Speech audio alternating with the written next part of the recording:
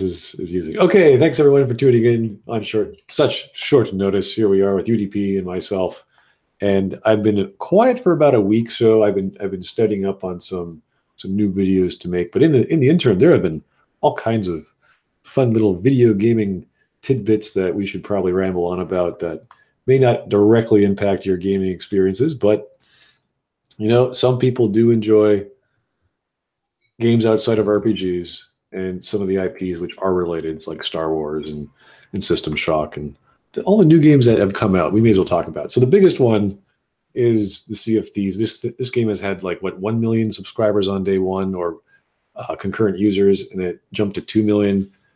And lots of big names, for the IP. This is Microsoft Studios' brand new IP. It's one of their biggest launches ever.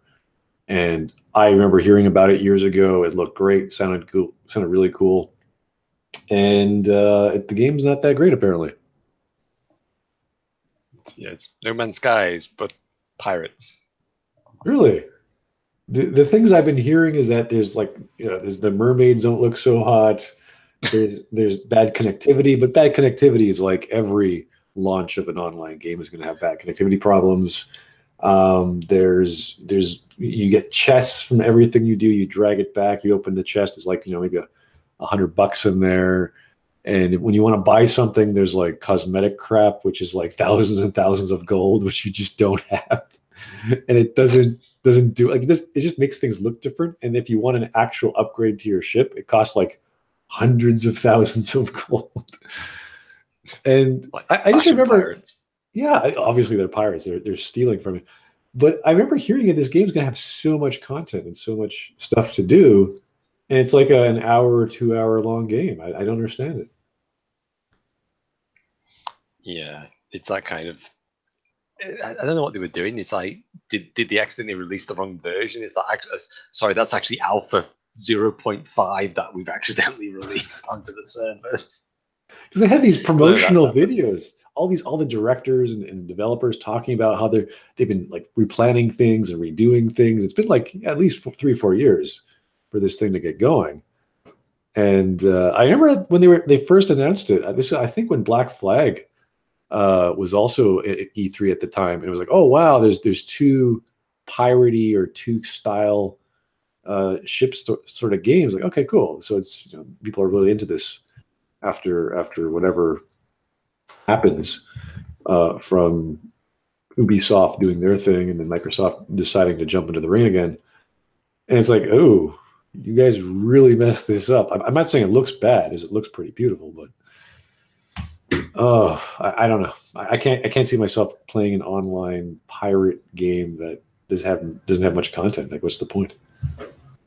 No, there's a few other pirate games, and there's a team deathmatch one. I forgot what it's called. It's done by a small studio, and it's an early access game, so I wouldn't really recommend early access games. We generally avoid EA games in general, both of them. And it's you have to repair the ship and whatnot. So you have to arm the cannon. You have to load the cannonball in, load the charge in, put it down there with a pipe. So you're actually being a sailor, and you're fighting against another team. Which you can do boarding actions and things like that. So it looks like the pirates kind of a flavor of the month, really, hasn't it? It's we've gone from space to pirates. That sounds like a cool idea for a game, actually, especially online. But if they can't get the mechanics going, then what's the bloody point of actually trying to get your friends together to all buy this game or subscribe to this game? And that's another thing. We're not sure if these 2 million users are actual purchasers or the Xbox Game Pass subscribers. We don't know if that was the statistic. Subscription based, monthly subscription. Well, Xbox has it, so they could download the game for whatever monthly subscription they've paid for, and if they don't like it, they just forget about it or delete it. So, but talking about EA there, that's interesting because there was another story about a Star Wars MMO, which is not official, but there was a job posting for Vancouver, which is the same location for the old Visceral Star Wars game that got canceled, which would have been amazing because I remember seeing that demo they had a few years ago. And this job posting is for a lead online engineer, and it was specifically for a Star Wars open world game. Now we know there's the Old Republic, which is the official Star Wars MMO. But this is not the Star Wars MMO, and this is not Battlefront. So what the hell? Are they making another MMO for Star Wars? It sounds a bit crazy. Unless they're doing that kind of, what's the word now? Destiny coined the term shared world, whereby you can have like people drop in it. It's only like a small server, and only like a certain number of people drop in and out.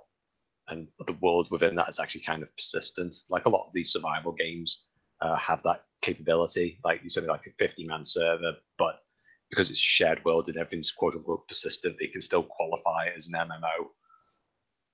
Right. Okay. So yeah, technically it is a online shared world, open world. It was an open world game. So yeah, it is shared. You're right.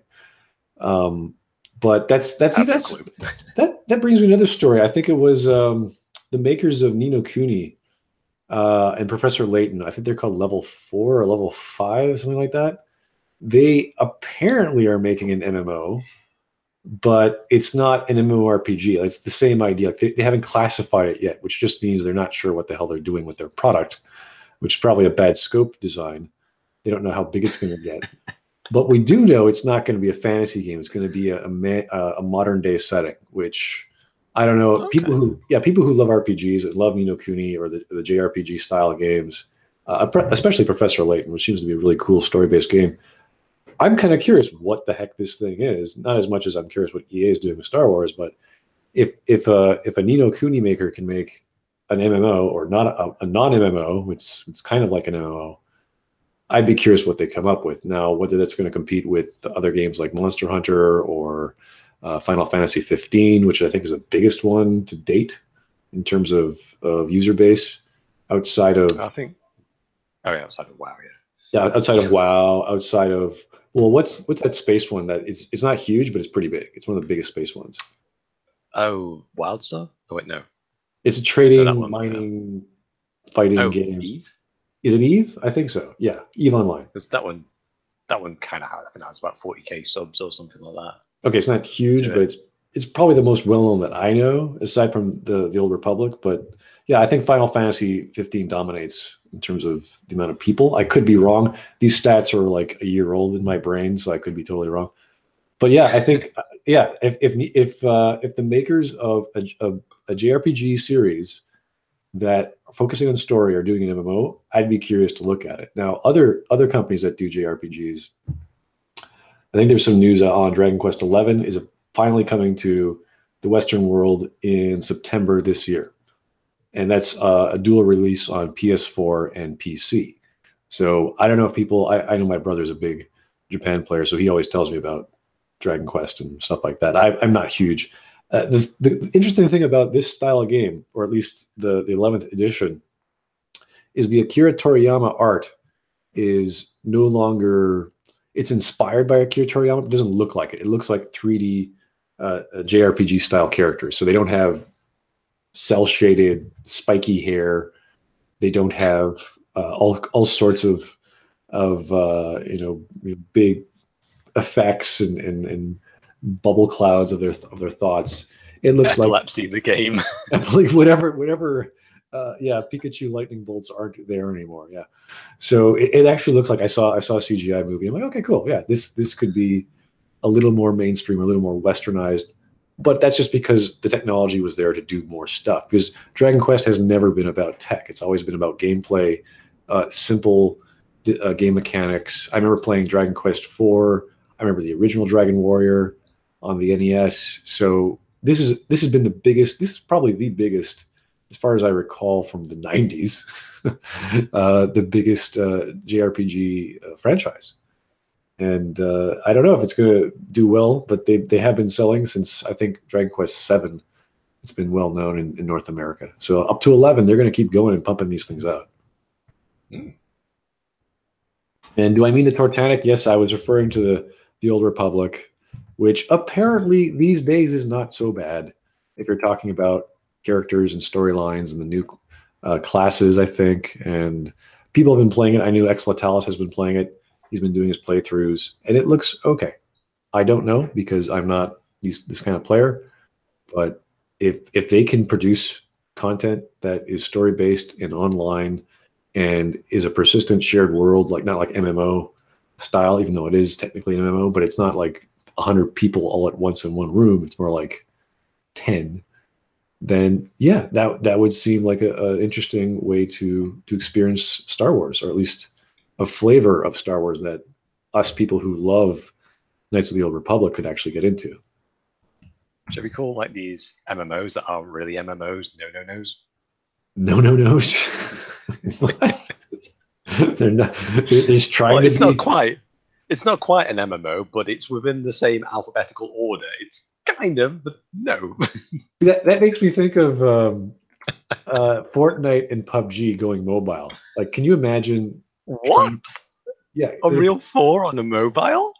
PUBG and Okay. Fortnite on mobile. They now each have their own mobile versions. And I'm like, how the hell do you compete with someone on a PC when you're playing a third person shooting deathmatch? Like, how does that work? I'd be curious, but I don't want to. Unless they're separated. It's like, how they like separate PS4 and, it's not on PS4, is it? It's on Xbox One, isn't it? They probably separate them all due to the hardware issues, because it would just be unfair. Yeah, your frame rate would be more separate. Nowhere near as high. Your screen would be extremely low.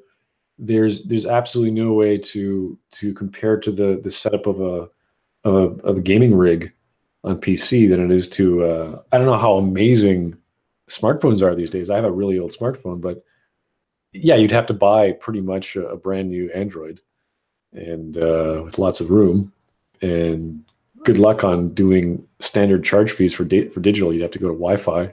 So just to get it going, I don't know how popular this is. I know Fortnite has actually surpassed PUBG in terms of player base.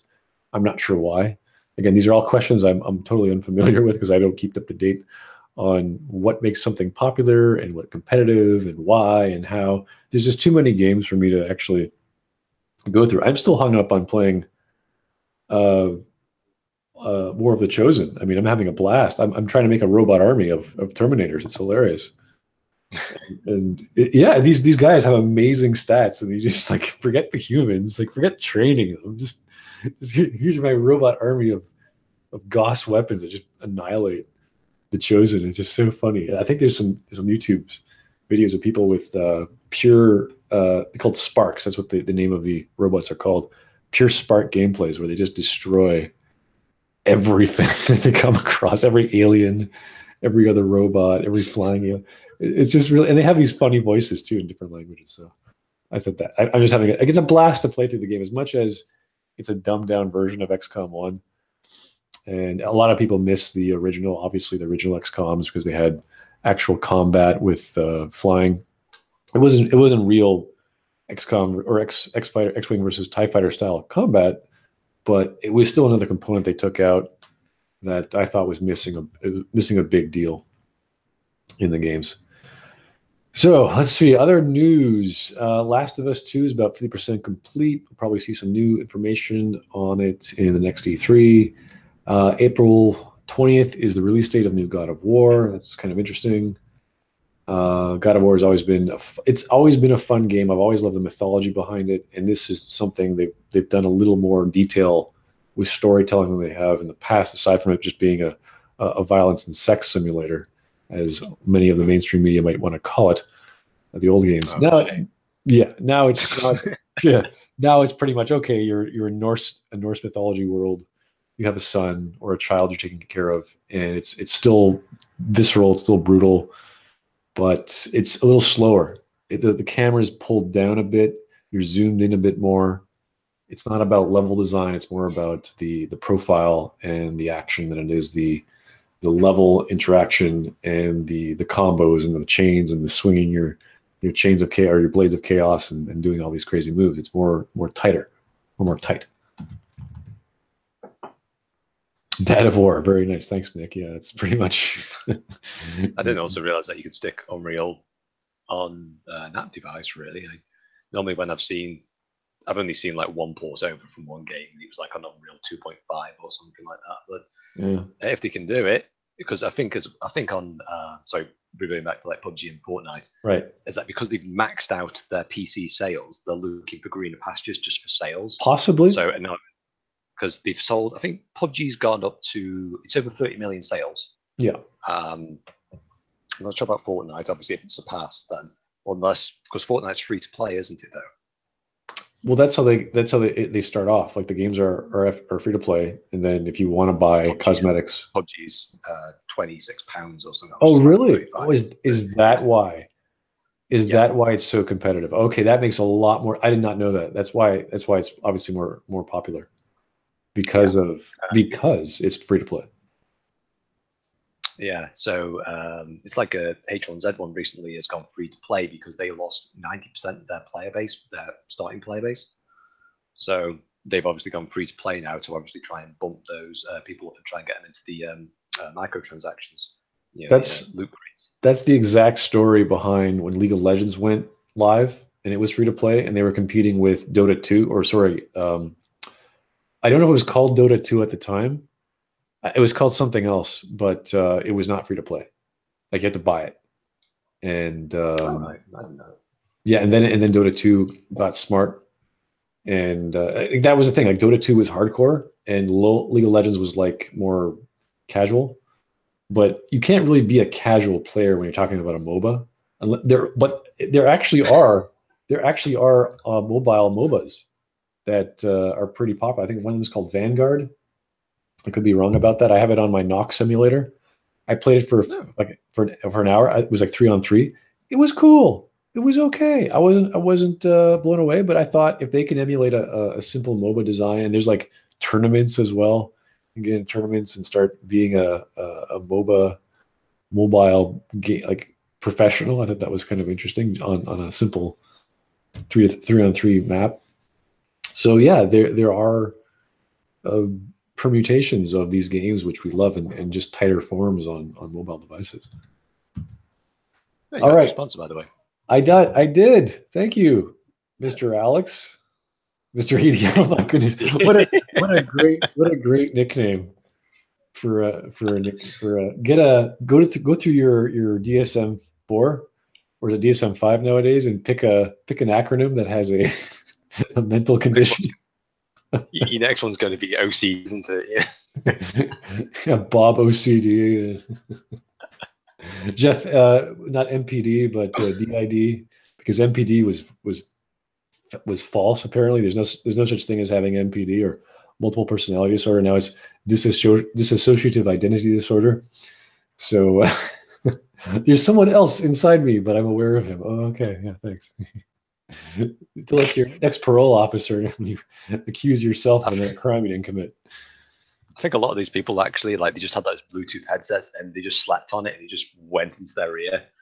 And it's just broadcasting ever since. So it's really not, they don't have any kind of issues. It's just a technological thing just lodged into their ear canal. Yeah, don't blame the person. Blame the Bluetooth headset who may be crazy on the other line. Yeah. Yeah, that's totally the problem with criminals these days. They have too much technology, and they're listening to the other voices in their ears telling them what to do, like their video games. It's nice to see them branching out, though, isn't it? New pastures. Oh boy. So the other news I'm trying to look at here, GT Online's update. There was an update that happened last week, I believe, and it bans players who have any kind of mods on their game, which is fine.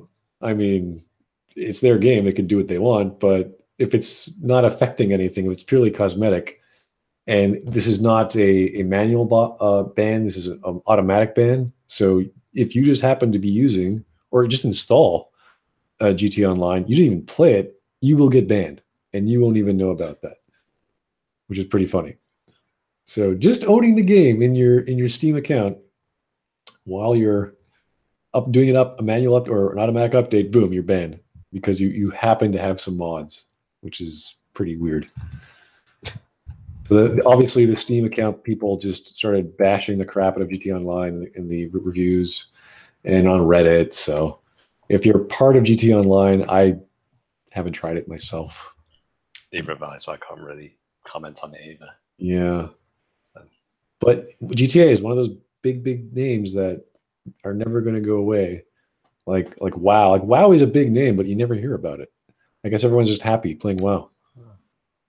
No, it's like everyone says that the population's decreased. What, to 6 million? It's like, only 6 million concurrent subscribers. All right, only. Well, because it was at reached the peak of, was it 13 million or something like that? Yeah. It was pretty darn high for an MMORPG, and obviously it's slow.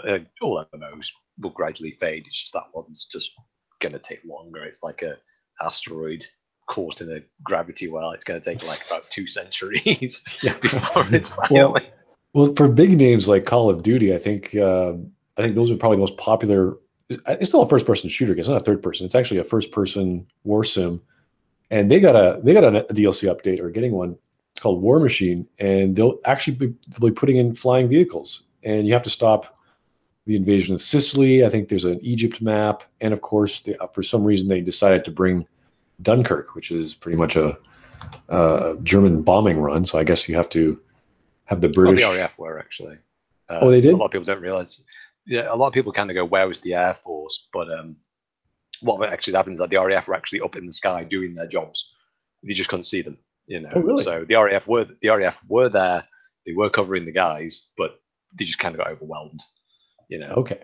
So here you actually get to intervene and hopefully attack some Germans, because if you're playing a Call of Duty game and you're not killing Germans, I don't know. What are you doing in these? We're not allowed to make fun of Nazis these days. Especially in Great Britain. That's true. Yeah. Sorry.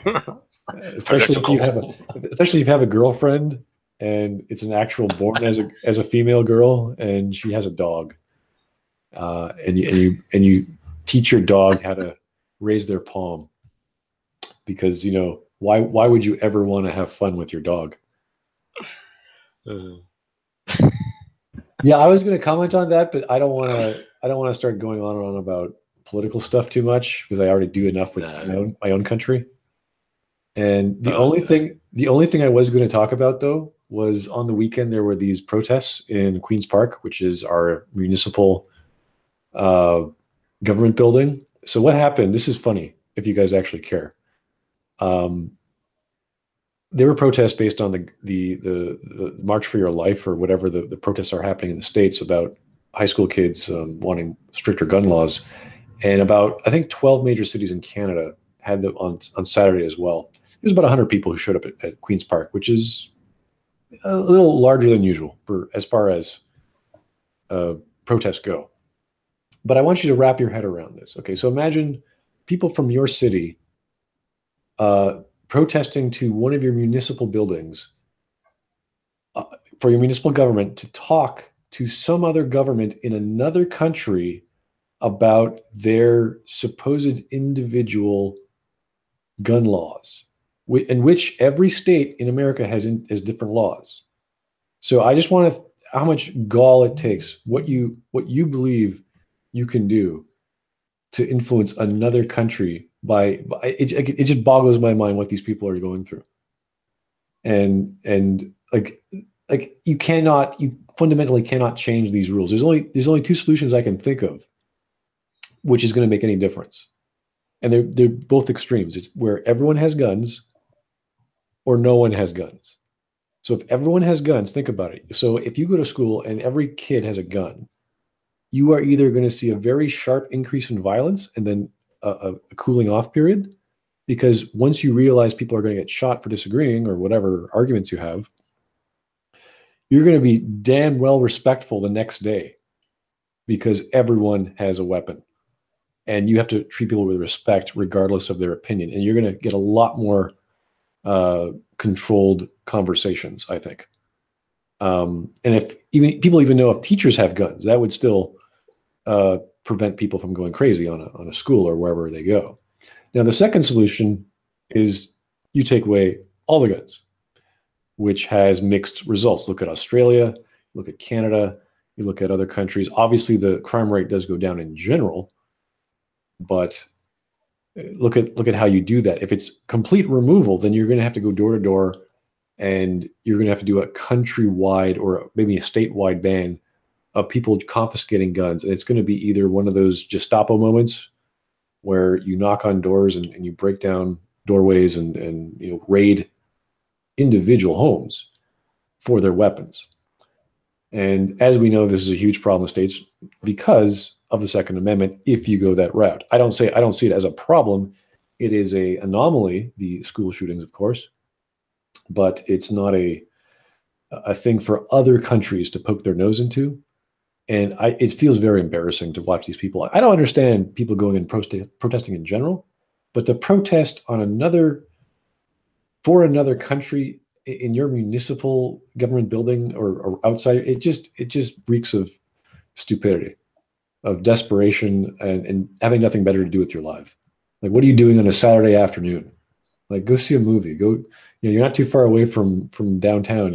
Actually, it is downtown. So just keep walking a few blocks south. There's nice movie theater. There's a whole bunch of nice restaurants. Enjoy yourselves. We have so many stupid protests downtown. I don't want to talk about it because it's just so pathetic. But that's Toronto. You have like that word a day toilet paper. I think they have like word, like toilet paper as like protest a day. They're just God, right, what can we do today? I'm a big guy going downtown for restaurants. There is a protest that happens every week at this place called the Antler. I actually tweeted about it. It was on the news, and Patton Oswalt actually wants to go to the Antler now because the guy the guy is a game hunter. The guy goes out, he forages for mushrooms, and he hunts elk and deer and wild boar in northern Ontario. And what he did is he got fed up because this has been going on since December. So every week outside of his restaurant, which is a small restaurant, I sat there once. It's only like maybe 30, 35 chairs. It gets very hot in the summertime. And what he did was he took out a leg of deer and he brought it to the front window inside. It's still winter. And he started slicing it up in front of these protesters. And the vegans, wasn't it? Yeah. It must have been. And they were appalled because, he's slicing up meat in a place called the Antler, which serves all sorts of foods, not just meat, but primarily wild game. And it's just these people like, listen, you have the freedom to associate and walk around outside in public, but you've been doing this for months. The man is not going to change his worldview because there's a bunch of people who don't like animals dying. It's just, and this guy's a really good chef. I've been, like, their burgers are amazing, and they have amazing cocktails. I'm trying to remember. I had a whole charcuterie board. This is amazing stuff. Like, if anyone who enjoys meat, go see your local wild game restaurant wherever you are in metropolitan areas. You treat yourself like once a year. Just check it out. It's amazing. So, yeah, it's events like this. I know we're getting off the topic of gaming here, but it's just because Toronto is such a weird place where all these different cultures are just on top of and next to each other that you get crazies downtown, especially on Queen and College and King Street. King Street's another issue entirely.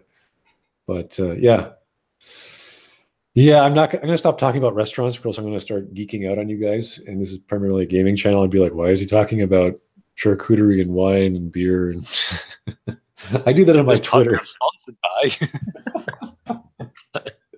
Where's the little intermission?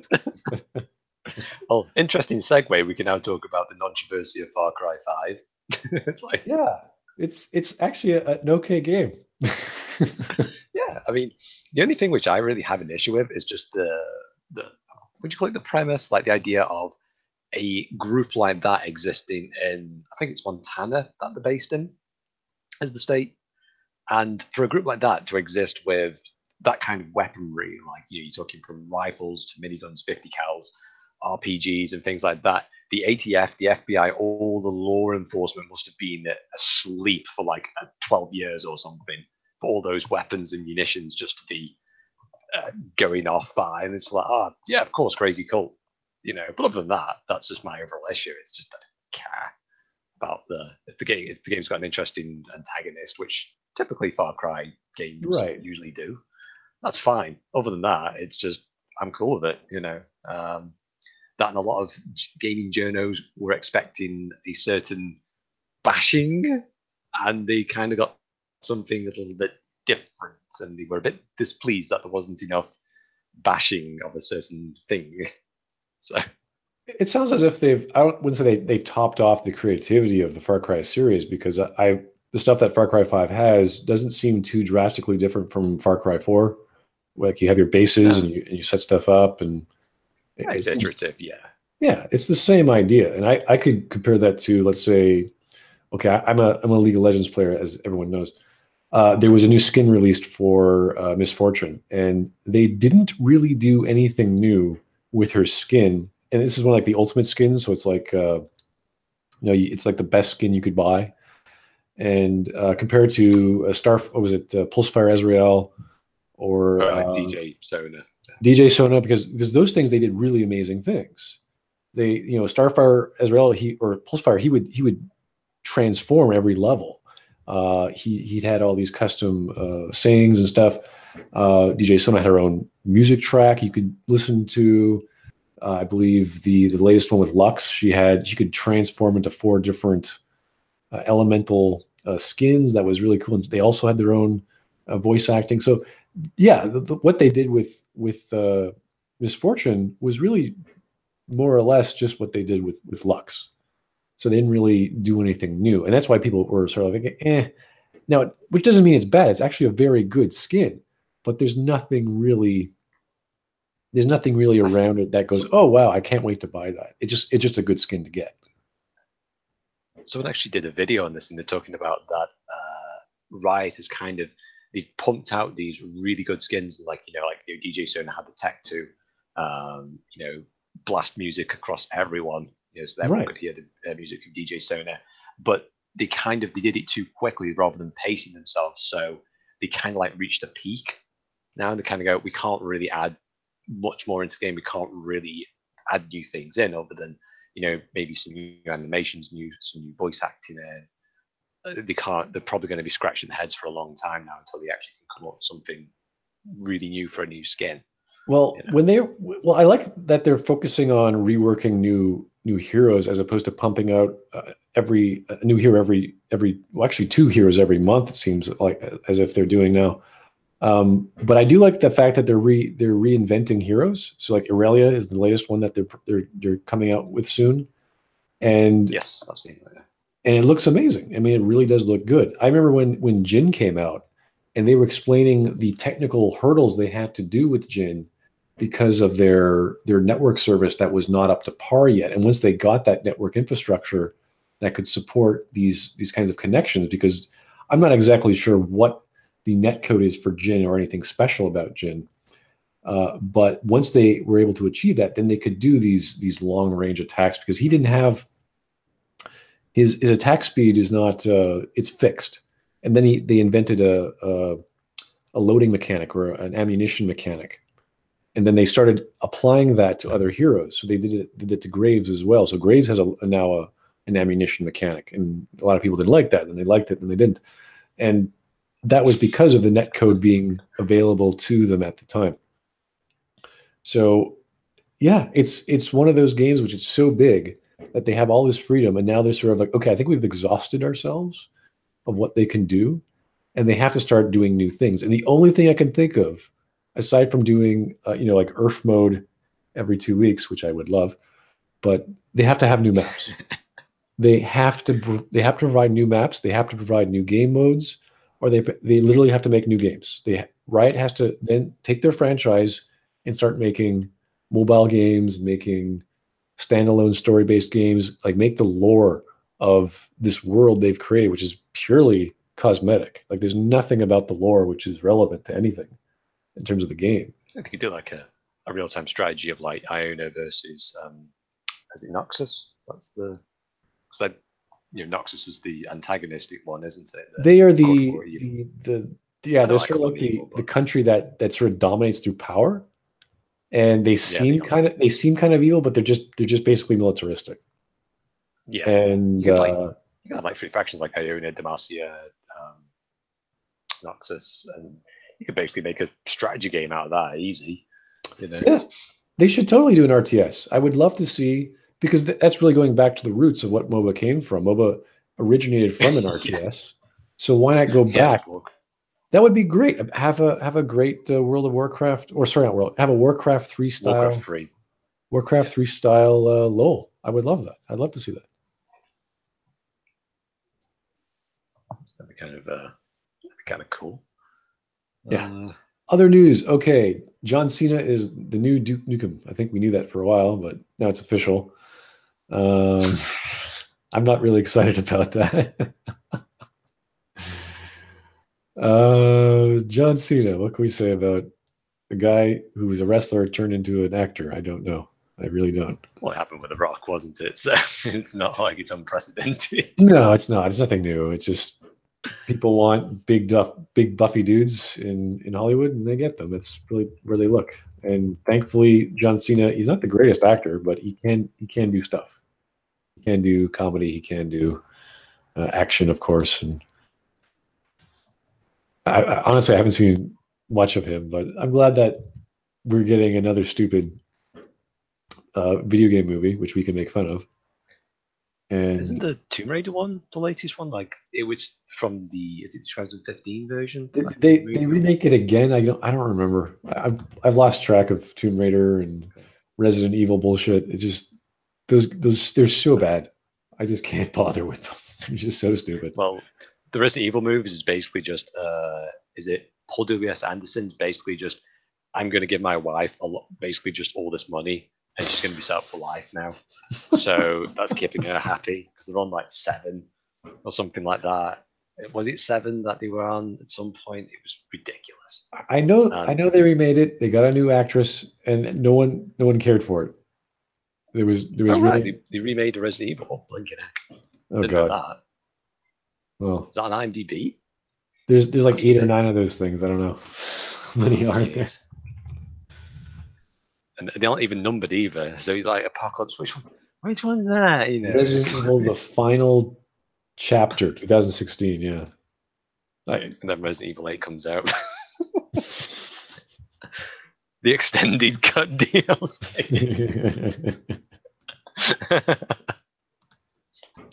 Sorry, Albert Wesker is actually really the good guy, and yeah, some games do not translate well to anything else, like movies, like books, like comic books, like radio drama. Like you can't do it.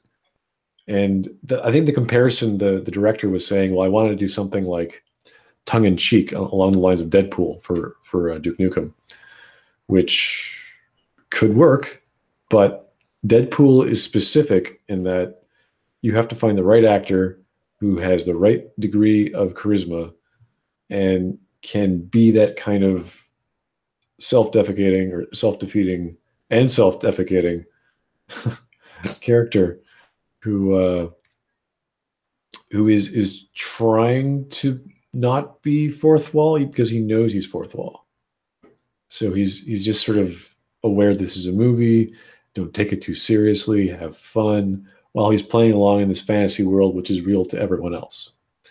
So if you have a character like Duke Nukem, who doesn't really have too many lines to begin with, he's not really a comic character. He is a caricature, I think, of the super 80s and 90s flicks. So going back to a movie kind of makes sense, but now you're doing a parody of those bad movies. So it's almost like a parody of a parody, which doesn't make any like. Imagine parodying Monty Python. Like it doesn't make sense. You can't do it. You cannot. I cannot start trying to make fun of John Cleese. He is a clown. He is literally trying to be funny, and I'm trying to be funny at his expense by being him or parodying. It doesn't make any sense. It's not going to work well. So they have to do something. Geez, how do you properly sell? How do you pitch Duke Nukem as a movie? I just can't see it working at all. Like with Resident Evil, there was a story at least, and yeah, it became a B movie, or B movie series. But at least there's a story you could follow. Like what's Duke Nukem's story? Aliens are here. Shoot them. Women are here. Take their clothes out. Like what do you do? I'm kind of curious. Anyone knows? If anyone, okay, guys, you're getting hung up on my bad terminology here. If anyone knows, though, if honestly anyone tell me what would be a proper way to pitch these ideas from video games to movies that are purely gameplay based, there has to be something to do. There has to be some way to do it. I think people are more hung up on the very fact that you said the word self-defecating. Well, I suppose Hollywood is kind of self-defecating at this point, so it's not entirely inaccurate. I know. Well, the stats for the recent Marvel movie are still climbing. I think it's 600 million for Black Panther, which I still haven't seen yet, which I don't really care to. I mean, they're superhero movies. Who cares? Like, whoop-de-doo. Is there going to be drama? Maybe. I don't know. Like the only three superhero movies I've seen in the past few years were Ragnarok, because it was had that 80s vibe, or the 80s trailer at least, which I thought was cool. And I like the director. Deadpool and Logan. And Logan was a drama. It wasn't really a superhero movie. It was about mutants, but it wasn't about superheroes. It was about just old men trying to get by. Didn't you see Guardians of the Galaxy as well? Volume 2. Oh, you're right. I did see that. I totally forgot about it. Because that kind of movie, it's for fun. It's like playing It's like playing Mass Effect 2 for the first time. It's like, oh yeah, woohoo, we blew some shit up. That was it. That's why you watch Guardians of the Galaxy. Really, it's just a space opera, and space operas on the low end of the scale. And I'm talking low end. I mean the soft sci-fi level, like the lowest you can go. So you're going to get explosions. You're going to get witty one-liners. You're going to get a touch of drama. You're going to get action scenes, funny. Maybe you're going to get some licensed music, which I think Guardians of the Galaxy is pretty much all it's known for. Is just half of it is just licensed music because of the story behind the character, which is kind of clever. But but that's all it's for. It's just for fun, and it's was it PG-14? I think it's not R-rated, but it's for kids. Yeah, PG-13. 13, 14, yeah. Yeah, because there are some classification. Yeah, there are some adult themed jokes. There's violence, of course. There's sex jokes, a lot of sex jokes. So yeah, well, they rate these things. They actually have like a limit on how many times you can like swear. Yes, you're right. So it's like, right, okay, you've got too many swear jokes in there. We have to trim it down to get this rating. So the main character, which is what's his name, Star-Lord, he can't swear too much, or he can't swear about this topic too much, or whatever, and whatever. It's so well thought out to make the maximum amount of people watch it and like it for the demographic, and to go back and rewatch it. Like, those are what Marvel movies are designed for. They're a massive machine with so much stats behind them to make the perfect popcorn selling movie. That's what they do. They just tone everything down, bring everything down to a PG related setting or sitting, and have everyone experience this family oriented space opera, which has all these lights and shadows and beautiful CGI and music that everyone, even your dad, can appreciate from music from the 70s because he was alive then, and there's some hits from there that can relate. So dementia hasn't set in quite yet for him, so he can appreciate it. Oh yeah. His hearing, you can still hear at half his ear on the left. You can still listen to the music.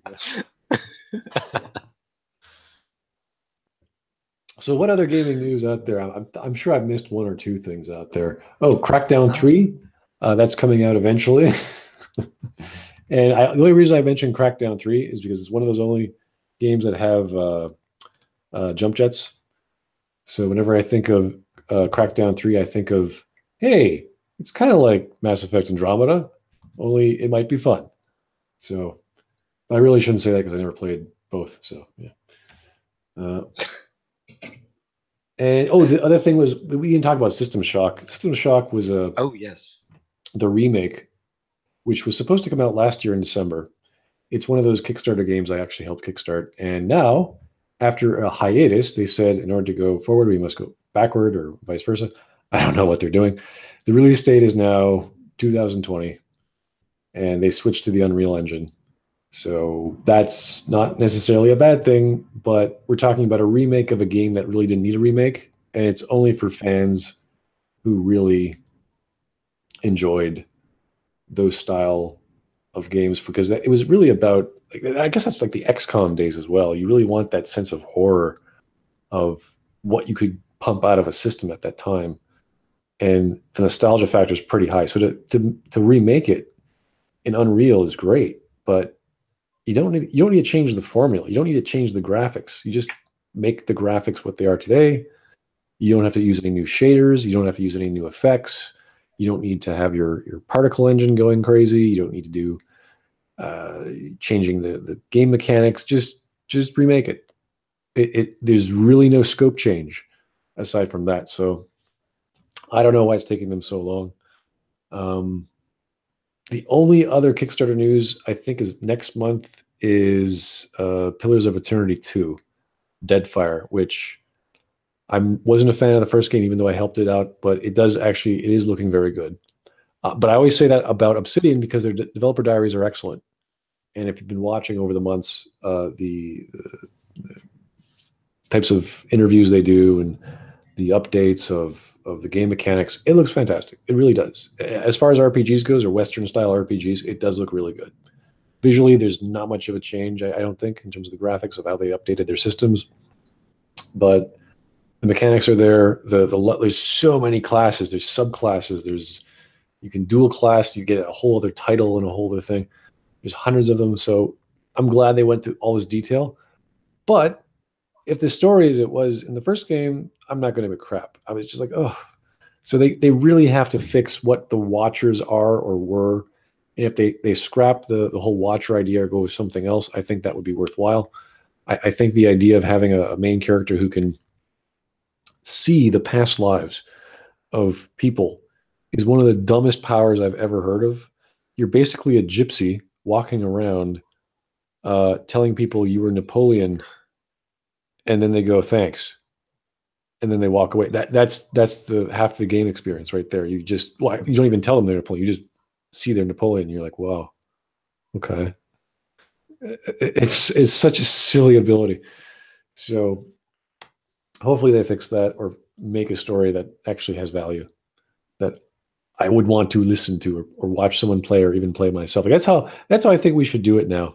Watch a good YouTuber on a game you're not sure about. If they have good things to say, and if they actually have some gameplay they recommend that looks good to you, try it out, pick it up, rent it, whatever works. That's what I recommend. Don't just wait for reviews of Metacritic or GameSpot or what have you. Yeah, if it's a single player game, just wait until the Steam sale comes on. It's not going to go anywhere. It's not like the population's going to dwindle. Well, Steam is an interesting beast because you get a lot of feedback really quickly, which I think is great. The problem is when we get these popular titles or titles which are so bad, or they've done something so wrong. It could be something minuscule, but then everyone bashes on it.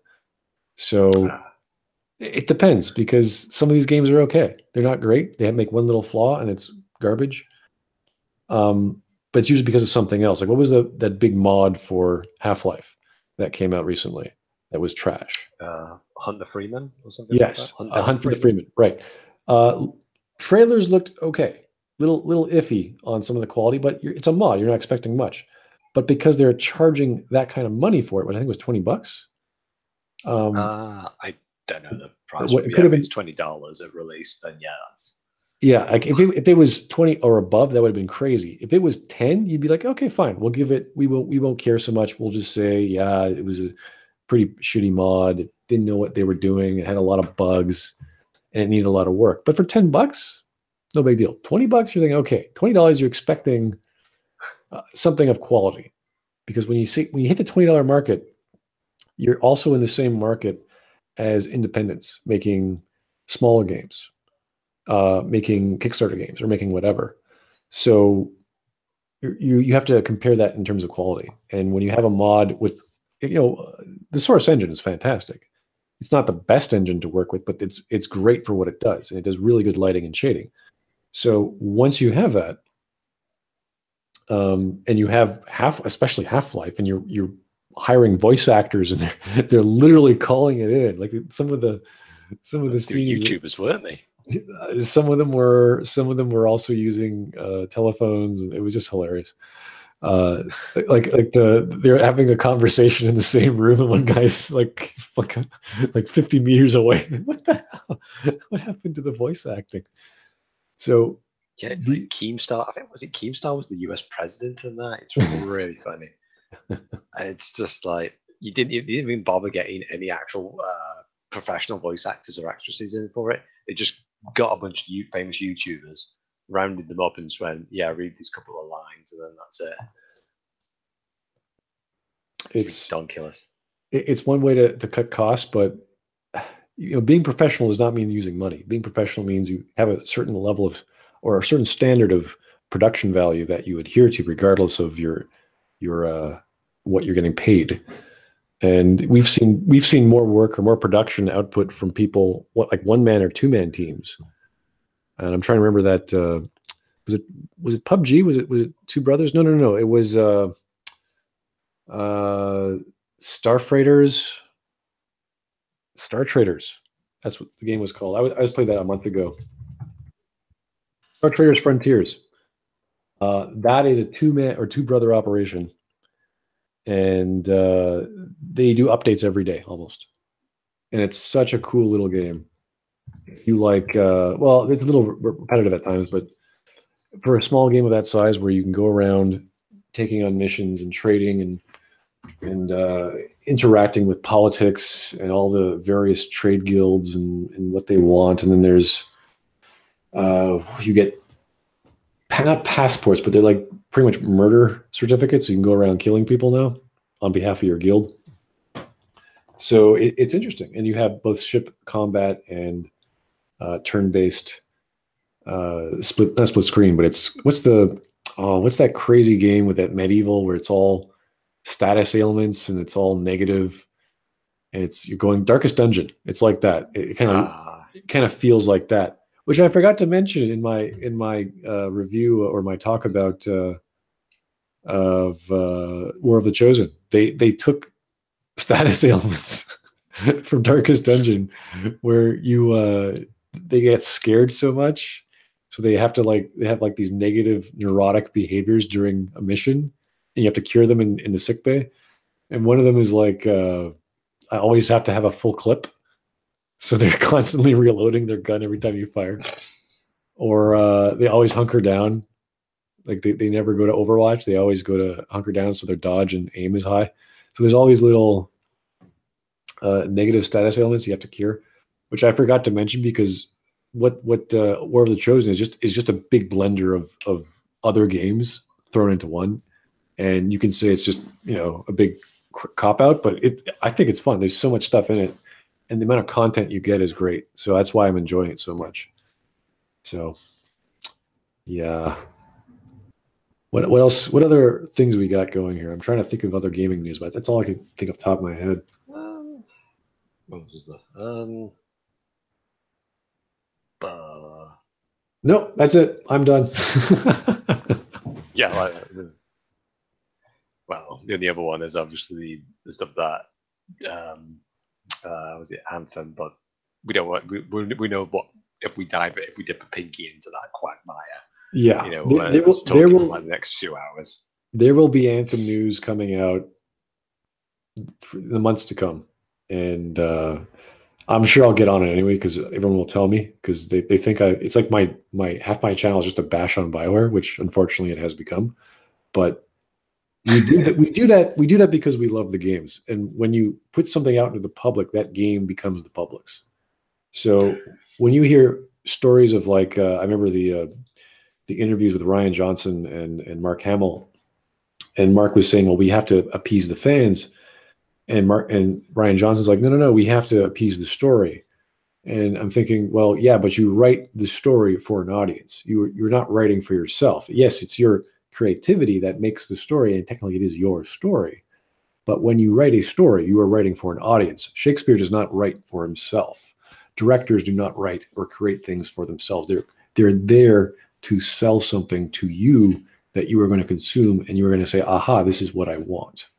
And it doesn't matter where you take your characters, but you do not turn a hardcore science fiction story or hardcore space opera and you turn it into a watered down, soft sci-fi story, which happened in Mass Effect 2, where everything just sort of had to be redesigned because we're using Unreal now, and Unreal needs more, but has tighter shooting mechanics and blah blah blah. So things like that, which us people who know these things who say, okay, so this is not the original intention of the first game, or this is not what I signed up for, can easily criticize. And there should be no small outcry for these things, especially on things on media you love, like franchises and things that are older than you. Like Star Wars is probably older than a lot of people. It's older than me by about a year. So I'm not, much older, but it's still something I can remember as a kid and say, wow, like this is what I'm expecting. So yeah, Han Solo movie, who knows? When is that out? Actually, it's a good question. I haven't bothered to check the dates. Well, because they've removed his gun from one of the posters or something like that. Oh, really? Is it the main poster? Yeah, because apparently it's because after the current, what we talked about previously, like the shootings and whatnot, it's like they had to remove the gun. Some people complained about it, and it's like it's Han Solo, Star Wars, and they just started to remove all the blasters from all the characters, like Lando. Who was Emilia Clarke's character in that one? I don't know who, but yeah, we don't know. But it's just like it's Star Wars. It's not like Han Solo. It's not like when Luke went into the bazaar, that bar. Actually, a school, and Han Solo started shooting up the place. Well, there's only two major problems I can see with the Han Solo movie. Is one, there's too many Star Wars movies coming out every year. There's just too many, and it's getting silly. Yeah. And I don't think anyone really wanted a Han Solo movie. The second problem, which is more of a critical analysis take for me, is the character of Han Solo. If you know anything about Han Solo from the original movies, he's kind of a self-centered guy, and he's kind of a show-off. And I remember him talking about the Kessel Run and how awesome he is. So if there was anything more awesome about Han Solo, we would have known about it by now. So the only reason to tell a story about Han Solo that we don't know about is something that he doesn't want to share. Because if it was awesome, and from what I saw in the trailers, he's like flying the Millennium Falcon and he's dodging a space snake or whatever the hell it was. That's pretty amazing. Okay. I think if I was Han Solo and I was showing myself off to get a job, I'd be like, I dodged a space snake. I was, I could fly this puppy and do anything. Like I would be like really showing off what I can do. So this has to be either a very good personal story where the events that take place are sort of hushed and it's very private. It's very personal. So that could be a great thing. And that's why I'm a little interested in it. But if it doesn't get personal, if it doesn't have these elements, and I'm afraid it doesn't because it's changed directors, I think twice already, and they did a lot of reshoots, then you're just going to get a slightly more massaged, Marvel engine style formula, which is an action, funny, horror space opera thing, which is not going to be very interesting for me. Wasn't Han originally an Imperial soldier, or is that the canon that they wiped away now? I forget. Because he's the one that because in his, I'm not sure if it's one of the books or something like that, whereby I didn't read it anyway, so I'm speaking of like third-party information, pretty much. It's like he's the one that rescued Chewbacca, but in the trailers, it's if like he joins up with Chewbacca. So I'm not sure if that's like the old lore that they got rid of now. So it's like they can basically rewrite his backstory pretty much. So I don't know what they're doing with it. Uh, I'm trying to wonder. Like, Chewbacca is barely even a character. I mean, I think R2D2 has more character than Chewbacca, but in many regards, R2D2 is a character because we understand him through his beeps and bloops, at least in the original series, because he was whining and happy and sad. You can tell that through how he would move and how he would sound. Chewbacca was just sort of this guy who would just be there to help Han be Han. So there wasn't really much to him.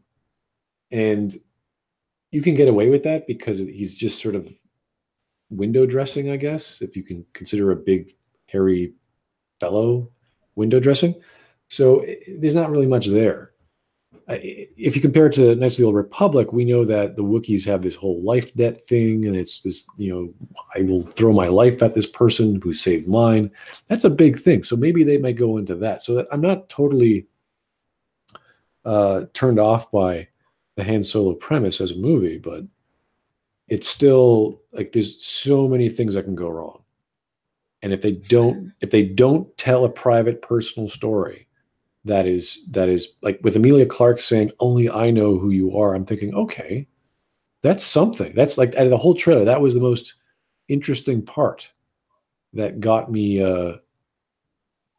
saying, okay, there could be something personal and special here that we're going to learn that Han does not want to share with anyone.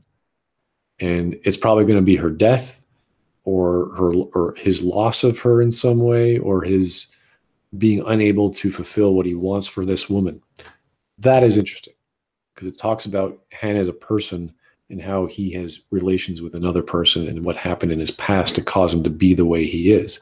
Why is he happy-go-lucky? Why is he only about himself? Why does he have such a big bond with his Wookiee friend? So that's interesting. All the other stuff, like working for this or that, or doing amazing stunts, is going to be counterintuitive to what we know as Han is. It essentially will be another Han if that's what they do. So they got to be careful. Yes, spoilers. It's going to suck. Yes, there's a good chance it's going to suck. You're right. Did the main actor, like, I remember hearing one news report of the main actor had to have, like, when they were reshooting entire scenes, they had to get a acting coach because he just couldn't act at one point. So when they were redoing the scenes, they're like, right, this is how you act, this is how you emote. So yeah, they should just do Chewie the movie, because at least that way you don't have to worry about facial expressions. Okay. Geez, someone's asking me about the Mafia series. Jeez. I actually bought a game called Mafia. I don't know if it was it's way before the year 2000, so I don't remember what it was. It was kind of like a Sim City style game where you had to like shake up businesses and you had to take them over, and then you would conquer other city blocks. That's the Mafia games I remember. I do know that there are some third person style GTA-ish Mafia games out there. I've never touched them, but that's because they've never been on the radar too much, enough for me to look at. Because when I think of the Mafia, I always think of a derivative of the Godfather series. And if they're not doing something that is trying to not upstage the Godfather series, but to add to the lore, let's say how GTA to me is taking the lore of the Mafia and adding a whole world around it. So like in the first, it was GTA 3, you're pretty much a part of the Mafia. You don't really have much of a voice, but you're doing roles, you're doing tasks. Same with the next GTA game, Vice City. You're still that vibe is the same. Only it's very Italian. I got off on Vice City because it was 80s and it was Italian. That's like speaking to my dark side of my soul right there. It's like, yeah, it's exactly what I want. And when I first played it, the first 10 minutes, I hop into a makeshift Fiero, or their version of Fiero in the GTA world, and I think it was Billie Jean was playing, and I was like, Oh God, yeah, I like this. So, and the Fiero was like a hot pink, so I was like, oh my God, like I was really happy with that whole first 10 minutes of the experience. So yeah, that's what I want to see in terms of a Mafia game. But no, I don't know anything about the Mafia series itself, so I don't know why I should check it out or see what it's all about. Oh, that is awesome to know. Thank you very much, Kaz. I appreciate that. I will definitely see what the first Mafia game was all about. What is my best and worst gaming company and why? Hmm. Okay, between Telltale and Obsidian, because Telltale is doing story-based games, but they sort of don't know what to do anymore. They have a formula, and the formula is old. Like when I saw them do Batman, I was like, why? Why do we need a Batman detective game? Just have a detective game. You don't need the IP. And what I saw of it was kind of stupid. Like you're literally walking around a warehouse and you're drawing lines between pieces of evidence. And this is supposed to make a deduction, which I guess is okay, but it's so clunky. Like you're literally in a 3D world and as opposed to having a 2D screen, which has all your evidence on like a desktop or whatever, and you can drag lines, it would be so much more convenient instead of having Batman in a big rubber suit walking back and forth between this slightly panning 3D world, and you're like, oh my God, this is stupid. So they just sort of tacked on The Last of Us, which is pretty interesting. I actually like that. Sorry, not The Last of Us. What was the mythology one with Bigby, the Wolf Among Us? Sorry, the Wolf Among Us story, which I thought was great. That's interesting because they're taking a comic book that you would have normally never heard of, and they're putting it into a mode which is almost the same as the story, and they're giving it new life. The problem with those games is I don't like those games as games because they're all QuickTime events, and it annoys the crap out of me when half the experience is just quick QTEs. So when you have QTEs throughout a story-based game, I'm like, oh, give me something to do, please. Give real time with pause, turn-based. I don't care. Just give me something to do, or just do a novella, do a visual novel, and make it about story. If you just want to do story, do a visual novel. It's that simple. And my favorite company still being Obsidian. They are trying all the time to do something new, and it's not always It's never popular. Not popular in the sense that the mainstream big AAA games are, but they do things that have a lot of impact that people who care about those style of games and those in storytelling are aware of. Like New Vegas is still the best Fallout game. It's still better than 4. Maybe not as good as the shooting mechanic in 4, but why you're playing the game, the characters you encounter, way more interesting. Veronica, way more interesting character than what's her name, the female. There's a few females that are companions in Fallout 4. The reporter chick and some chick who's like Scottish, and she fights in a I don't know, some sort of cell. I mean, that's their character. There's so much more, and of course, I love Old World Blues as the best DLC ever, and that was made by Obsidian. You can tell that it's just oozes character and story. So I did actually like Valentine. I thought that was interesting. I think the idea of any kind of synthetic life is always a staple in science fiction. So to do that and to do it to that level of detail, I thought was very good in Fallout 4. The rest of Fallout 4 was kind of okay, but it was nowhere near as interesting as New Vegas. Because New Vegas gave you a plot that you care. It was a revenge plot, And then when you get to your revenge, you're like, oh crap, this is not as simple as I thought it would be. You could just blow his head off right there, but you have an entire casino coming after you if you do that. So yeah, Piper and Valentine. Yeah, see, Piper was okay. Valentine was really what it was all about for me, because I love detectives, but it wasn't just because he was a detective. It's because of what he was within that world. And he sort of knew everyone as a detective, but he was also a synth. And that's the thing. They took the synth concept, or the idea of artificial life, and they fleshed it out, and they made this character. And the thing with Dance was kind of silly, I thought. I'm not going to spoil it for anyone, but making Dance's ending to be that was kind of like, oh, okay, thanks. No one cares. He doesn't care. I don't care. It's just great. What do you do? Curry was key. Yeah, I actually like Curry because just because she was a fish out of water, but that's about it. She was cute in that way. But other than that, like, again, that's the thing. When you think of these characters, they're so one-dimensional. Whereas you look at the characters in New Vegas, they have pretty serious backstories. Yeah, Dance was like the paladin, and then you're like, that's it. Like, he is a paladin. Whoop-de-doo. Piper is the reporter. She's interesting. She's friendly. She says silly things, but that's it. She has a sister. Okay, she's got something, but other than that, not much. Okay, well, I'm good. Guess you guys have any more questions for us?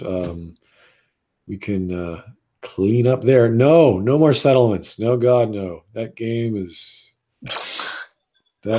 so ridiculous. It is just a time sink of killing things. And I actually admired the base building mechanic, but it was just so clunky. It was just so clunky, I could not get into it. It's like that stat kind of thing, wasn't it? I did. It's like, we need more water. Okay, well, I guess I'll make a water pump. Why can't anyone else figure that out? Like, you're starving. You're like, oh, please help us. Only person in the universe who can find us water. Okay. You have the power of going beyond the AI pathing. Yeah, it's like no one else could possibly pick this vegetable because it's next to this other vegetable by only 2 feet. It has to be 3 feet. Oh no, we can't. We're going to starve. What? What do I think about Star Citizen? I think I'm going to reserve my judgment until there's something for me to see. Out in April, isn't it? Is it the 23rd of April where the court dealing is? Well, I don't know what legal ramifications are going to upset the development. But when I first saw it, I thought, wow, this is going to be a really good Kickstarter. And because it became much more than that, it ruined itself.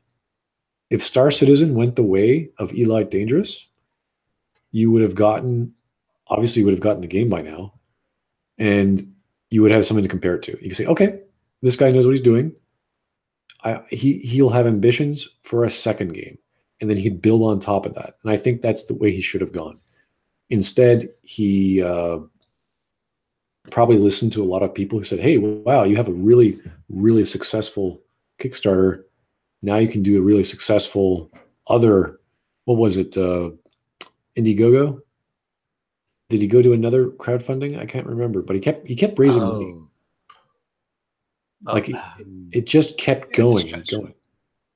He basically kept on putting in stretch goals, and people, he kept on putting bypassing that. Well, somehow he amassed, like, was it 20 or 80 million bucks? I can't remember what the number was. Like it's.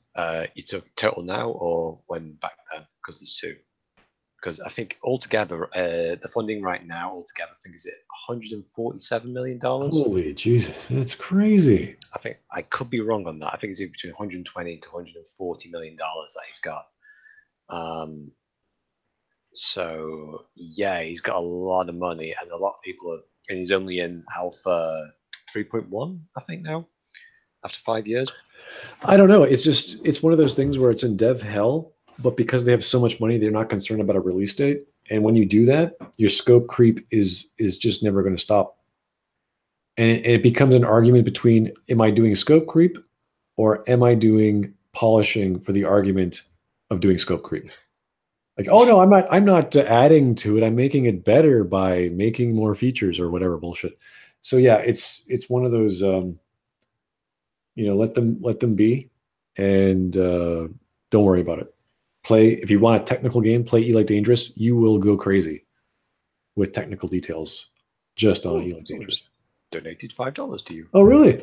I'm on another screen whenever I'm chatting, so I never pay attention until I have nothing to say. Thank you very much. Who was that? Jaman Cohen. I think I'm probably butchering that name, so I do apologize. Jaman Cohen.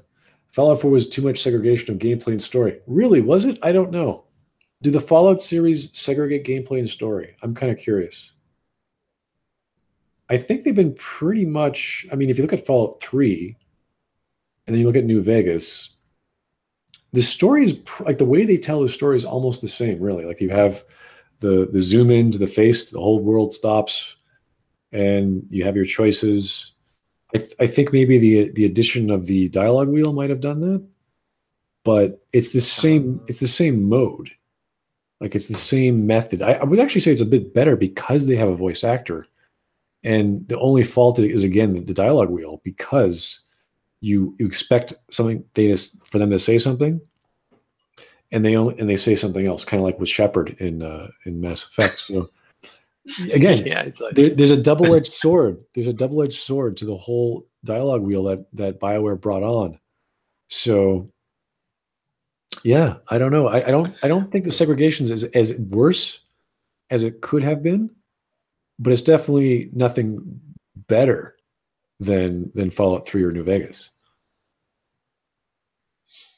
I love it when you have those little dialogue options and you click on it, and you tap on it, and it's like, yeah, I think I'll click on that one. That sounds reasonable enough. It's like, yeah, sure, I'll do that after I murder your entire family. You're like, no.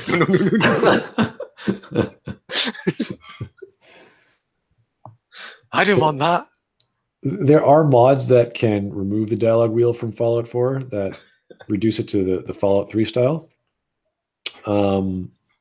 But then I think you miss out on the dialogue from the voice acting. So yeah, it's something that I don't think would have happened if Obsidian was doing the latest game, unfortunately. And there's an argument to be made for no voice actor, even though I prefer it. There is an argument to be made for not having a voice actor in those styles of games where you are immersive enough that you are the character and you don't have to imagine what's going on. I don't know if that's as dramatic though, because you're taking out an actor, you're taking out that whole mode of expression. So it is interesting to talk about these things, because I'm always curious of having a silent protagonist is better for the individual player experience, and in how many ways. Is it just immersion into that character in role playing? Is it better for combat, so you don't have this repetitive voice all the time? Is it something about dialogue between companions, like you want to have a relationship and they can communicate properly in a believable way?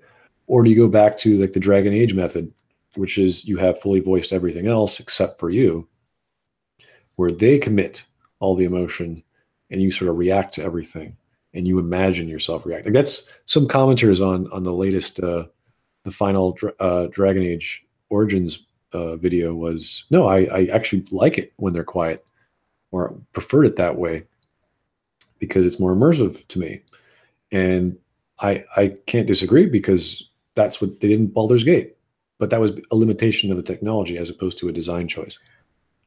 Yeah, it's like this idea of, are you imagining yourself in this position, or are you just controlling an avatar, like, for example, Witcher 3 or Mass Effect, whereby you've got this predefined character, although it's not really predefined. It's predefined brick, but it's still locked within a certain mentality, whereas in Dragon Age, you are the Grey Warden, so you're the one that's making your action. So you can have much more dialogue options, at least to provoke a reaction. So true. There's that. The problem with that is the plot, though, because the plot says you are the Grey Warden, therefore you are going to make all the choices because, and that's what happens at the Landsmeet as I've gone over. It's like, oh, Grey Warden, what should we do? It's like, why are you looking to me? I'm just going to kill a bunch of guys. What do you want me to do? Tell us who should lead us. It's like, I don't care. Alistair seems stupid enough to do it. I still think they should have like got Grey Wardens on like ballistas and then just fire them at the Archdemon. Yeah. How many ballistas do we have? 2. Okay. I want to double that number by tomorrow. Can we please set that up? We're fighting a flying dragon. Get some trees down. Get some blacksmiths together. Come on, people. Get chop chop.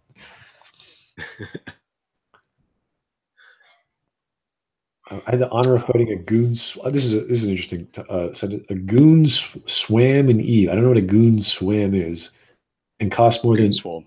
Oh, a swarm. Okay, 250,000 in damage. A few years ago, fighting over a system. I pray that star system becomes like that. Okay, so yeah, Eve has big battles. I saw a few online. I had a buddy of mine who's a hardcore Eve player. He would tell me there's pretty epic battles in there as well. Yeah, that's what you want. If you want a realistic space opera or hardcore sci-fi, EVE Online is still the best bet. One thing I'm looking at, I'm doing for my next video. I mean, I don't know why it's taking me so long. Because I'm jumping between the idea, if you were to play a Mass Effect game, would you want to have a character creator where you can create from 5 different species? Or would you want preset origin stories? Where you have, in like Dragon Age Origins, where you had the human noble, or you had the human mage, you had the dwarf noble, you had the dwarf, what was the other one? Dwarf commoner. Okay. And there was elf, yeah. City elf, and then there was Dalish elf, right? So I like that approach better because it's more streamlined. So people can say, okay, I have another excuse to replay this game. And I have very specific character, and you can visually concoct them any way you like. Now, the problem is once you start making new characters, you have to then deal with all the other characters in the series. Or you start inventing new ones, which obviously you have to invent new ones to some degree. But what I'm trying to prove in this video is I don't want to reinvent Mass Effect like what they did with Andromeda. I want to literally not do anything creative and just do Mass Effect. And we all know what Mass Effect is. We don't need to go to another bloody galaxy to figure that out again. We can use the existing lore. Let's be honest, the lore in Andromeda was, what did they add? They added one alien species, which was then a clone or an augmented from another alien species, which was created by another alien species, which was an artificial non-entity. They weren't even a character. They were just a species. So essentially you have one species that made another one, and that species took that other one to make another. It's like, wow. They have clothes. And they have clothes. And they breathe oxygen. That's a very important thing. And they all have that disgruntled leg syndrome that Krogans and Quarians have. Because Mass Effect fields. It's all just Mass Effect fields. Yeah, even though they don't actually control Mass. Like, yeah, they can levitate, but they're not using Mass Effect fields. It's like, really? Okay. This is Mass Effect without the Mass Effect. Yeah. Okay. When I think of Mass Effect, I think of mass relays. I think of those guns. Exactly. I think of the Citadel. I think of all kinds of things I've known over the years. I don't think of, oh, you have ships that aren't powered by Mass Effect engines. Yeah. Like, no element zero, no one doing anything. How do they work? Like that. Okay. What do they do? Why is the AI thing not a problem here? You made such a huge point about that at the very end of the previous one, and it's just not a problem here. Okay. And we put it in all our brains. Like, this is not in a control. It literally brings us. It literally can kill us. It's like, what? So yeah, there's a lot of road bumps. Just on the premise, as I've said before, but on the continuing creative decisions in Andromeda that I'm not going to look at because they're, why would you go and look at a bad thing? Because if Phantom doesn't work out, then it's bye-bye to everything.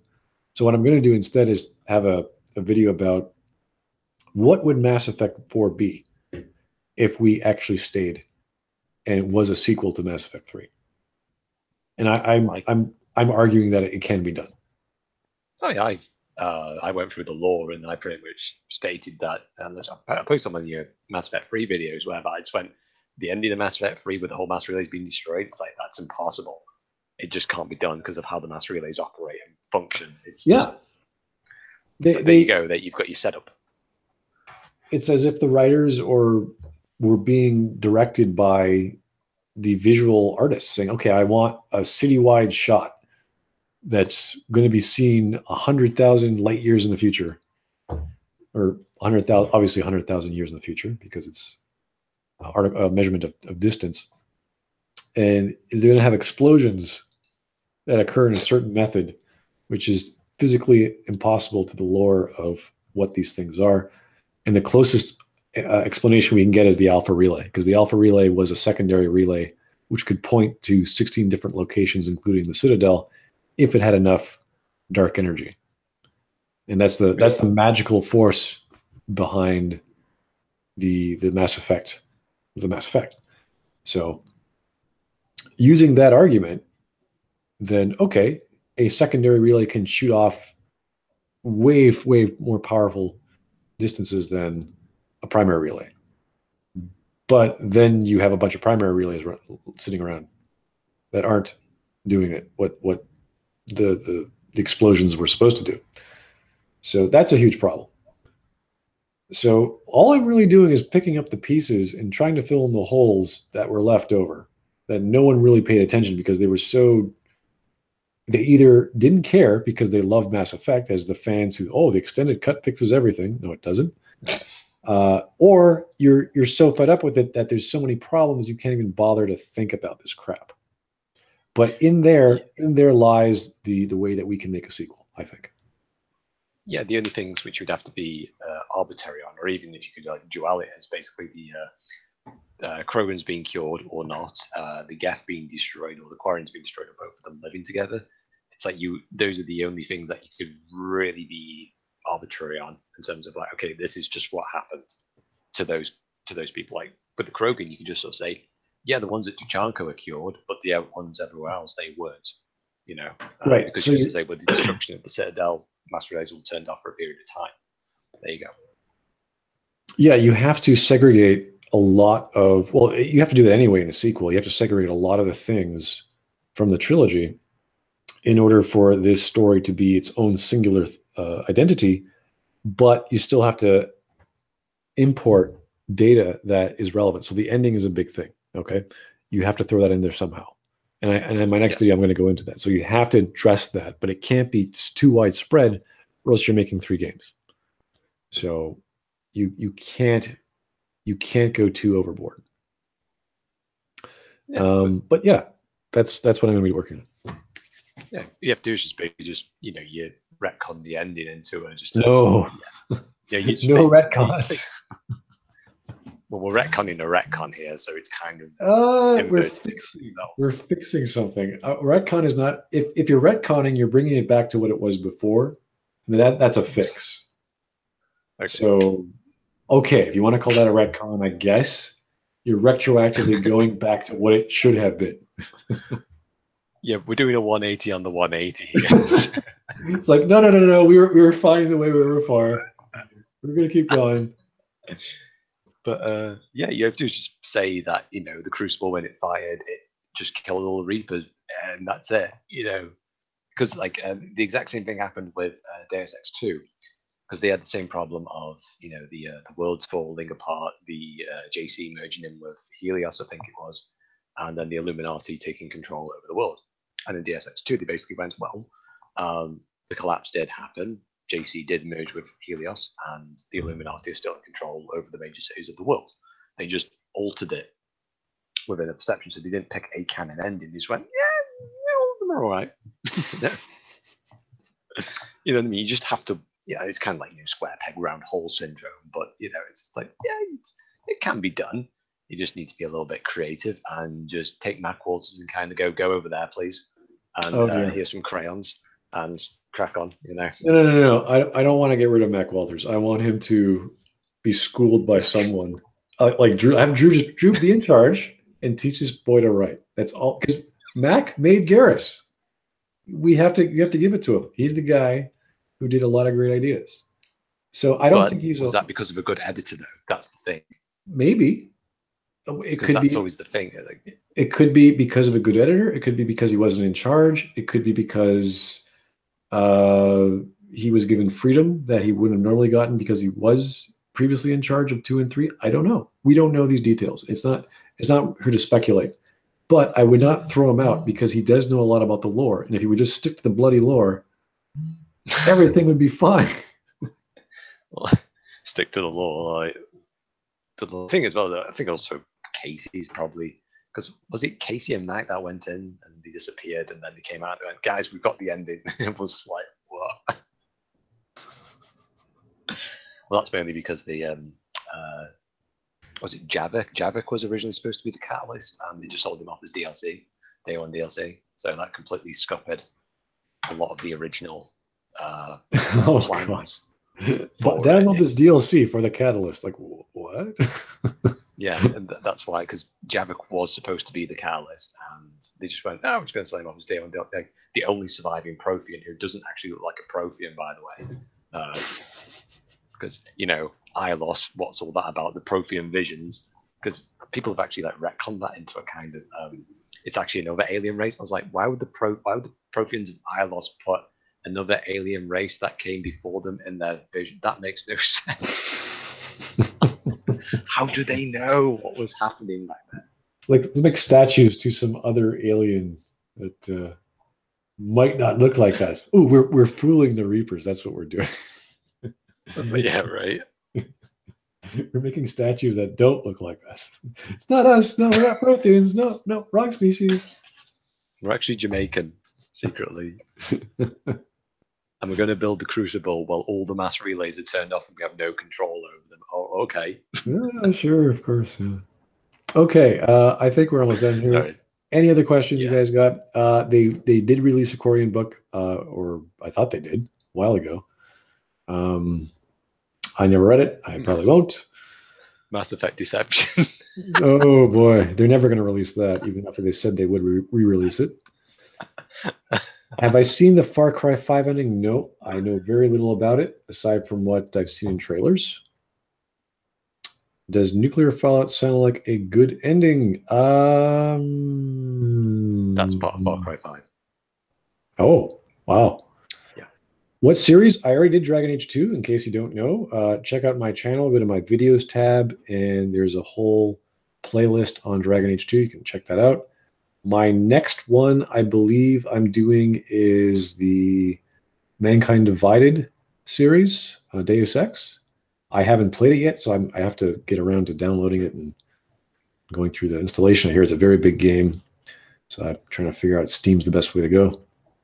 And see some YouTubers, get some other opinions before I put my ideas down. In the meantime, I've still been playing War of the Chosen just because I'm having so much fun. Should Mass Effect 4 drop all pretense and become a dating sim? No, I don't think so. I think they should at least address that need by their community, because there are obviously a lot of people who like that component, and if they want to do dating sims, they can. But I don't think that's the best way to go about. I don't know. Maybe an offshoot. Maybe how they did. How they had a Jacob Taylor game that was mobile. I think. Was it Infiltrator? No, Infiltrator was another. That was an iPad game, I think. But that's what I mean. Like, make it like an iPad game. That it's just a different style of game in the same universe. Yeah, like that would work. That would make a lot of sense. If they have a marketplace, which they do. So, I think if they're going to call it the dating sim, they could call it Mass Effect 4 Banging. Banging edition? Yeah. No, it's not 4 Bang. Never mind. Sorry. Bad. Someone's saying the Witcher series, like just like the Witcher series as a whole, because a lot of those does the transference of characters and events and things like that. Which is I might, cause maybe the first one just to see how crude it is, because I know I played the first one and it was crashy and buggy, and it was kind of like you go into a city and it's a city, like you are just lost, and there's so many things going on. And I think the second one was a bit better, but it was still the same idea. Would I play a Mass Effect game based on the First Contact War? Of course, I think that'd be awesome. That was one of the very good ideas for a sequel of Mass Effect 3, which unfortunately we didn't get. At this point, Mass Effect dating sim game is one of the ways to save the series. I wouldn't say it would save the series. I think it would just be, a downloadable game. I don't know if it would be like a $20 game or it would be a free-to-play game. There are loads, I'm talking loads of RPGs that are free-to-play that are from Japan or Korea or wherever, which you can, they have transactions and what have you. I don't know if that'll be popular because we're talking about the Mass Effect series. And it'll work because, there's Final Fantasy Brave Exvius, which works off nostalgia. So yeah, I think if they did a game like that it would sell. But the question is, how do they sell it? Do they sell it on a single purchase, or do they have actual transactions like unlocking a 3-star Tali or a 5-star Garrus character, stuff like that. And then they're going to have like flavors of Garrus. It's going to be kind of stupid. So it would sell. I wouldn't like it though. Like I would not want to see Mass Effect Brave Exvius, or I wouldn't want to see an anthology style game from Mass Effect. Like I think they did something like that with Dragon Age. Dragon Age Heroes, I think. What the hell is that called? I never played it. I just saw it.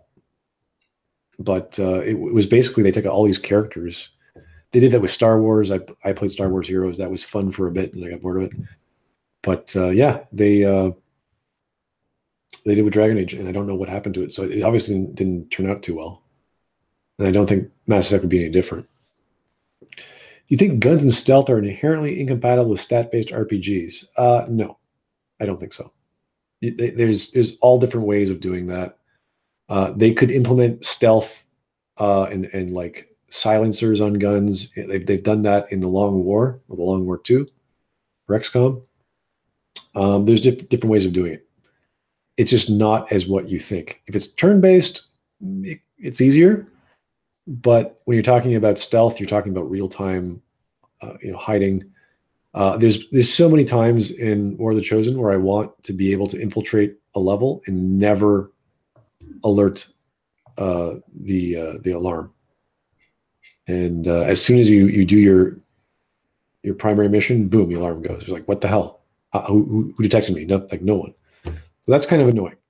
But there's definitely a way to do both. And I would love to see those style of games. Like I really miss in XCOM where you have to capture a live alien. Like you have to go out there with non-lethal ordnance, like stun rods and like tranquilizer darts. I thought that was really cool. And then you could do research on them. That was really awesome. I thought that was cool. And they got rid of that. I thought that would be, imagine you have like this non-lethal abduction squad. And you're just like walking around la la la la la in the city centers that they make. And all of a sudden, boom, you just steal a trooper out of nowhere. And everyone's like, hey, where's Agent Bob? I don't know, where do you go? And you bring him back to your base. That'd be awesome. What's your opinion on the Metal Gear series? I've always said this before. As much as I love Hideo Kojima, he must be stopped. And he has been, at least in Konami world. And really, it's the zaniest AAA title you've ever played. Any of the Metal Gears are just zany as hell. So as fun as they are, they're just weird as hell. It's still going. I did not know that Heroes of Dragon Age was still going. Interesting. XCOM 2, as I said, War of the Chosen 2 does have silenced weapons, but it's not exactly what you think.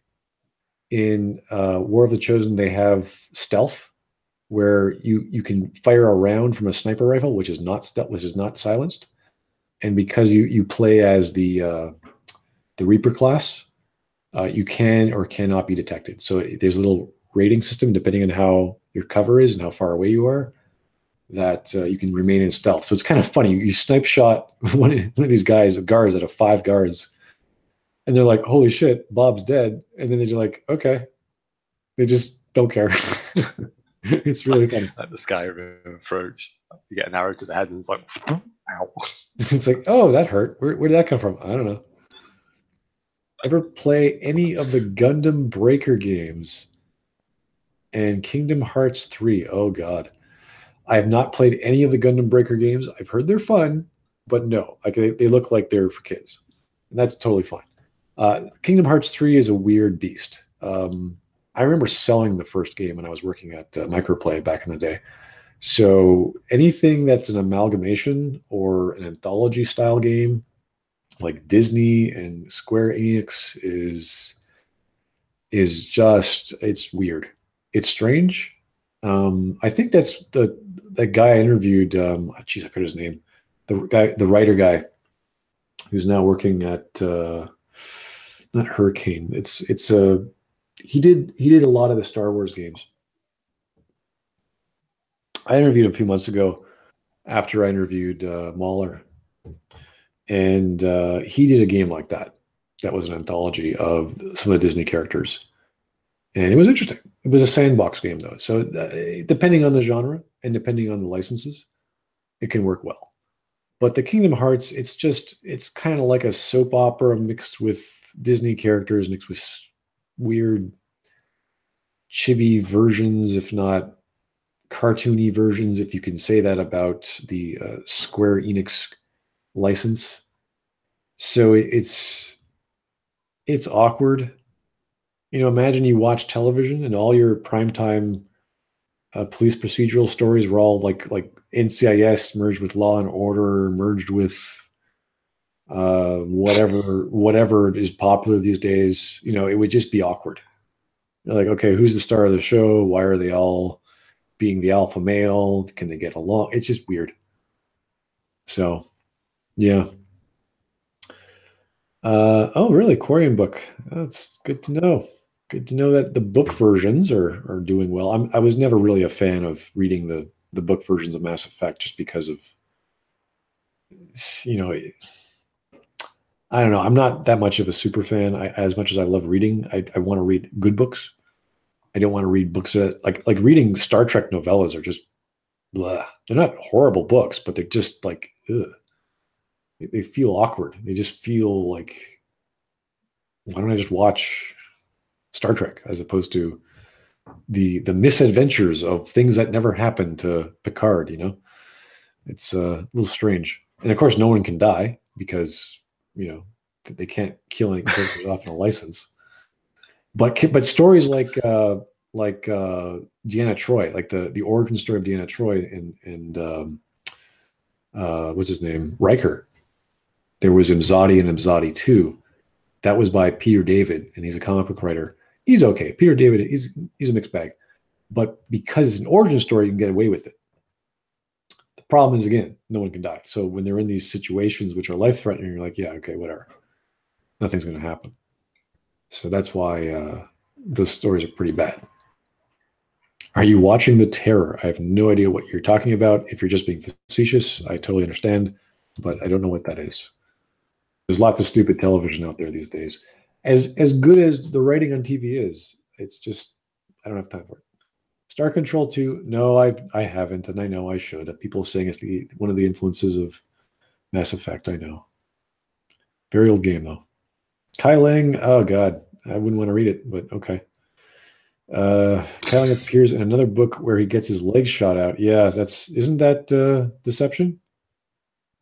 Where he goes to Admiral Anderson's apartment, and you know, the one from Citadel DLC, and he starts eating all his breakfast cereal. Isn't that the one? No? Anyone fill me in here? I don't know. I haven't read it. I do not think you're on drugs at this moment. Okay. I've been reading some fanfic there of like Kai Lang breaking in, stealing people's like cereals. Yeah, no, that actually happens in the story because he had such a rush. He had such a rush breaking into Anderson's personal place and eating his cereal and getting away with it that he wanted to do that. And it's like, okay, that's good. It's not deception? Okay, I have no Did idea. Anderson pops in. Who stole me Lucky Charms? Yeah, essentially, that's what I'm thinking. Wait a second, the ratio between Kellogg's Corn Puffs and Lucky Charms are off. Who was in here?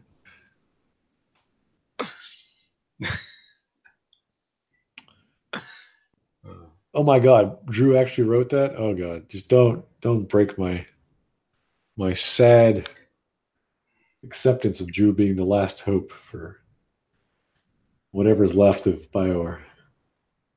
Now that he's Well, he's gone, left now, isn't he? Again. He's finished his Again. writing. I mean, they can't write for an entire year on a video game. Like, come on, what the hell are you doing for an entire year? Yeah. Who are the Mass Effect Andromeda? Yeah. Retribution. Everything is like deception, retribution, existentialism. You know, it's like these weird titles. Bram Flakes. Do you think technological regression would be a must for would-be Mass Effect sequel? No, I don't. I think a retcon is a retcon of a retcon is, you know, heat sinks. Yeah. See, that's okay. See, that is totally fine. If you're getting rid of a stupid retcon in the first place, you're fine. And it's kind of like how in 2 got rid of Omnigel, 3 should have gotten rid of heat sinks in much the same respect. Whereas 2 looked at it and said, wow, I can just slap an Omnigel and hack any lock? That's crazy. Yeah, it was crazy. And 3 should have said, what? Unlimited ammo taken away? That's stupid. It's like, yes, it was stupid. And then they bring it back. See, that would have been totally acceptable. Because really, changing guns the galaxy over in 2 was so brokenly dumb, all for the sake of a gameplay mechanic. It hurts my brain to think about. Didn't even change anything because with the level design, you get infinite ammunition anyway due to what's stacked around you. So there's no point in giving limited ammunition if the level gives you infinite ammunition. Depending on how bad of a gamer you were, yeah, possible. Yeah. No, in some places it actually respawns. Oh, you're kidding? No, there's like the bit where you recruit Garrus, it respawns in. So it's like, why have it? If you're just gonna, you know what I mean? It's not like you're playing Doom or anything like that, where like you've got a variety of weapons. That you've got 6 or 7 weapons to play around with, and therefore you could run out of ammunition because each one of those weapons types is geared towards a specific type of enemy. But yeah, it's just like this. I think they just wanted to be with the big boys crowd, like, you know, Halo, Gears of War. They wanted to reload, pretty much. Well, they sort of got rid of heavy weapons in the 3rd game, which canes. Yeah, that was it. The ridiculous Reaper gun, which is like it destroys things on an atomic level. It's like, what? Causes fusion and fission, and just like, it's like, what is okay? It's going in 2 directions. And he looks like a little mini It looks like a little mini Sovereign as well. So it's like Sovereign's evil younger brother. We're going to magically absorb atoms so that they fuse, and then we're going to split them. Like, I don't know how. Yeah, that's when the writers like trying to be clever and going, what would be like really cool? What would be even really, really cooler? And then they take the fission fusion sentence and yeah, matter and anti. Yeah, it's like stupid shit like that. It's like, come on, pick one.